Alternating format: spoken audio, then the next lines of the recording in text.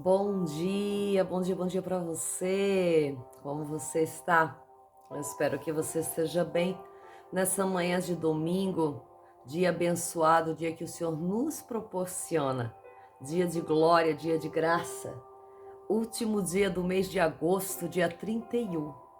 E aqui finalizamos mais um mês. Aqui deixamos coisas para trás. Aqui nos damos a permissão de reiniciar ciclos, de recomeçar, de fazer de novo, de fazer diferente, de viver o melhor do mês que se aproxima, mês de setembro. Gente, passando aí, começando o mês de setembro, estamos caminhando para o fim do ano. Estamos aí se aproximando cada vez mais do fim do ano. Estamos nos aproximando daquilo que Deus tem para nós. E este fim de ciclo, mês de agosto, talvez para muitos foi um mês conturbado, um mês de dificuldade, um mês de situações difíceis, um mês de escassez, mas este mês acabando hoje, este mês está finalizando hoje. Então que nós possamos ainda assim sermos gratos nessa manhã, sermos gratos por tudo que recebemos nesse mês de agosto, sermos gratos por todas as bênçãos, sermos gratos pelas misericórdias do Senhor, sermos gratos pelas multitudes de beneficências que Deus nos deu nessa manhã. Agradecemos a Deus mediante a qualquer situação. Agradecemos ao Senhor porque muitas vezes renunciamos coisas que o nosso coração ansiava, mas não era da vontade de Deus. O nosso coração palpitava, mas não era da vontade de Deus. Então estamos apostos segundo a mediante potente mão do Senhor para viver aquilo que Deus tem para nós. Eis-me aqui nessa manhã para viver o melhor do mês de setembro, para viver ainda o melhor desse finalzinho de mês de agosto. Estamos contemplando em Deus o melhor da terra, o melhor que o Senhor pode nos dar, que as portas se abram sobre as vossas vidas, que as mansões celestiais sejam derramadas sobre as tuas vidas, que o poder de Deus, que as nuvens de bênçãos de glórias sejam derramados sobre a tua vida, que você seja cheio nessa manhã, cheio da presença, cheio da graça, cheio da existência de Deus, que você carregue o poder, que você carregue o poder do céu que emana do alto e sublime trono sobre a tua vida. Que você sinta o Espírito Santo tocando você nessa manhã. Que você sinta que Deus está no controle. Que você sinta que Deus faz o melhor para com a nossa vida. E que você entenda que Deus, Ele pode todas as coisas sobre a nossa vida. Ele pode fazer aquilo que você acha impossível. Ele pode mudar aquele diagnóstico. Ele pode transformar, Ele pode abrir portas aonde não tem portas. Ele coloca portas, nem, como diz, aonde não tem parede. Então nessa manhã nós entendemos que nós servimos um Deus poderoso e por isso estamos continuando a nossa campanha, restaurando as estruturas, e sei que Deus está restaurando as tuas estruturas, assim como Ele está restaurando as minhas estruturas, e Deus está fazendo coisas a quais os olhos visíveis não conseguem ver, mas no invisível muita coisa mudou. No invisível grandes transformações estão acontecendo. No mundo celestial, nas regiões celestiais, está acontecendo movimentos sobrenaturais que nós não podemos imaginar. Então nessa manhã, deleite-se na palavra, deleite-se no Senhor, deleite-se na graça de Deus e que Deus abençoe você rica e poderosamente nessa manhã, para que os frutos sejam vistos, os frutos vindo da tua vide,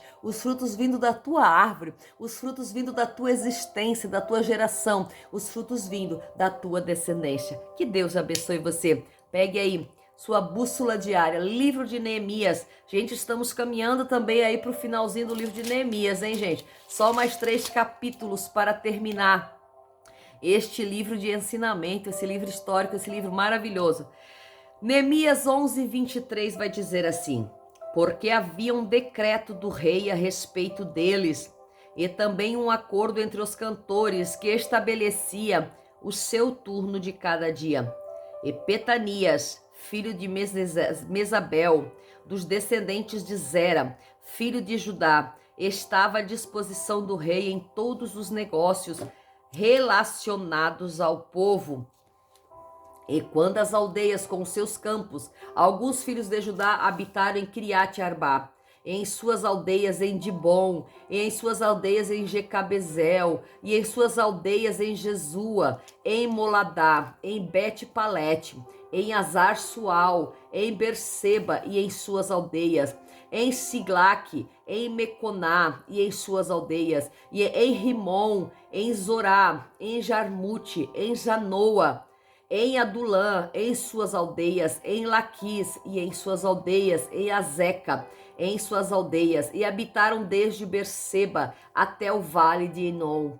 E alguns dos filhos de Benjamim se estabeleceram em Geba, e daí em diante em Micma, em Aías e em Betel e em suas aldeias, em Anatote, em Nobe, em Ananias, em Azor, em Ramá, em Gitaim, em Adide, em Zereboim e em Nembalate, em Lode, em Ono, no vale dos artífices. E alguns dos levitas se distribuíram pelos repartimentos de Judá e de Benjamim. Aleluia! Louvado seja o nome do Senhor. Vamos ver aqui nessa manhã a tipologia dos 24 anciãos de Apocalipse. No 11:23 vai falar sobre o estabelecimento do turno de cada dia. Vai começar dizendo que havia um decreto do rei Davi a respeito dos turnos. Havia um decreto que cada um era responsável por um horário, cada um era responsável por um dia dos turnos daqueles sacerdotes que deveriam acender a chama e não deixar que ela se apagasse. Por isso que havia turnos, para que a chama não se apagasse, para que continuasse havendo a chama acesa em todo tempo, em constante tempo, em todo momento, que a chama não se apagasse. Por isso que havia turnos, porque quando queremos fazer tudo sozinhos, a chama se apaga. Quando temos a vontade de fazer do princípio ao fim tudo sozinho, não conseguimos nos manter de pé, não conseguimos permanecer despertos, não conseguimos cumprir. Então, por isso que o rei Davi estabelece turnos, por isso que o rei Davi, ele observa e ele vê que é necessário haver uma troca de turno, haver uma troca de pessoas para que não se cansem, para que continue estabelecidas as mesmas coisas, somente com outras ferramentas. Veja que aqui, quando falamos de estabelecer turno de cada dia, de colocar pessoas posicionadas, estamos falando de definição, estamos falando de definir horários, definir tempos, definir pessoas também para que se apresentem, colocar as pessoas certas nos lugares certos, definir o momento do dia a qual é cabível a você, definir o que tem para você fazer, definir os trabalhos. O que nós vemos nos últimos tempos é pessoas sobrecarregadas porque não estão definindo turnos. É pessoas sobrecarregadas, igrejas sobrecarregadas, templos sobrecarregados, uns com muitos, outros com talentos maravilhosos sem nada, porque não estamos definindo turnos, não estamos distinguindo, não estamos posicionando pessoas, não estamos colocando as pessoas nos seus devidos lugares para que a carga seja leve, porque a palavra do Senhor vai dizer que o fardo do Senhor é leve, o fardo do Senhor não traz sofrimento, o fardo do Senhor é pleno, é leve, não traz transtornos, não traz desagrados. O fardo do Senhor não é difícil ser carregado, porque quando carregamos cargas juntos com os outros, fica mais leve de carregar. Então nós vamos entender que por isso também eram definidos turnos, por isso também foi colocado que os sacerdotes, cada um como é que fala em português? Cada um era substituído pelo outro no tempo oportuno, no tempo do calendário, ali onde estava marcado, agora você sai e entra outro, e assim vai, e você não perdia o senso daquilo que era para ser feito para Deus. Então hoje nós estamos perdendo o senso, porque uns com muitos, outros sem nada.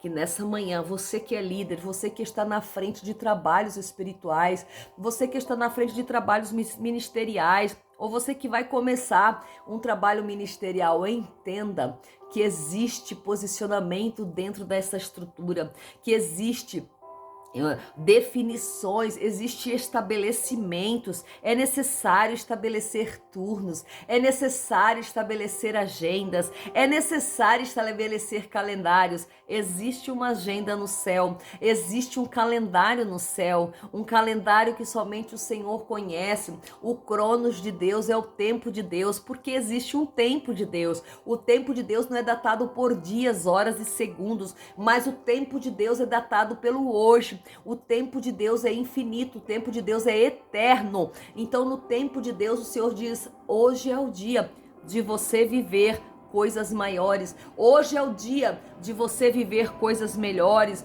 Hoje é o dia que eu decretei para você vencer. Hoje é o dia que eu decretei para você fazer. Hoje é o dia que eu decretei para você estabelecer. Então, no tempo de Deus, as coisas acontecem segundo a vontade dele. Então, está marcado no tempo de Deus, está marcado no calendário de Deus. E aqui na terra, como nós somos falhos, nós somos pequeninos diante da grandeza de Deus, nós precisamos dos calendários, nós precisamos das agendas, nós precisamos deixar que as coisas sejam marcadas, porque a nossa memória, ela é falha. Falhamos muitas vezes nas lembranças, falhamos muitas vezes nas memórias, falhamos muitas vezes nas anotações. Então, no tempo de Deus é diferente, mas aqui era estabelecido um calendário, um turno para cada dia. Porque cada dia tem seu turno, tem manhã, tarde e noite, e era necessário que o fogo não se apagasse. Por que é necessário? Porque os calendários de orações, porque os calendários de jejuns, porque os calendários da leitura da palavra, porque os calendários para que a chama continue acesa, para que a chama não se apague continuadamente, para que nós permaneçamos na presença continuadamente. E depois nós vamos ver que o filho de Judá estava à disposição do rei em todos os negócios relacionados ao povo. E eles também definem alguém para que se relacione com o povo. Eles definem alguém também para que tome conta do povo. Eles definem alguém para que receba do povo todas as reclamações, todas as situações, para que entenda o que está acontecendo em Jerusalém. Eles definem alguém. Eles colocam cargos. Porque nenhuma instituição, nenhum lugar funciona só com uma pessoa. Porque aí seria uma ditadura, onde só um manda, só um comanda, só um faz. Existem cargos, existem departamentos, existem distinções de cargos, distinções de situações. Cada um é responsável por uma área e depois todos trazem essa área para o que é o cabeça do lugar, e depois este cabeça do lugar leva para o Senhor, e nós todos estamos conectados em uma mesmo só propósito, em uma mesma só atitude perante Deus. E aqui nós vamos ver que estavam designados, né, os filhos de Mesabel e os filhos de Judá para os negócios relacionados ao povo, a tudo aquilo que era relacionado ao povo. E aqui depois vai falar de todas as cidades, de todas as famílias de Judá. Eles foram escolhidos para habitar em Jerusalém. E nós vamos ver que eles são citados até o versículo 35, todas as famílias que eu li ali. Siglac, Azar, Zanoa, Anatote, todas as famílias de Judá. Eles foram designados para habitar nas aldeias de Jerusalém. E nós vamos entender que cada um tinha a sua obrigação, cada um tinha o seu repartimento, cada um foi distribuído ordens, obrigações. Nós somos obrigados a ter obrigações, sermos disciplinados, senão nós não fluímos. É necessário, que nós tenhamos obrigações na casa de Deus, no templo, no ministério, debaixo das potentes mãos do Senhor. Que Deus abençoe você nesse domingo e que o Espírito Santo venha falar ao teu coração ainda mais durante esse dia, em nome de Jesus.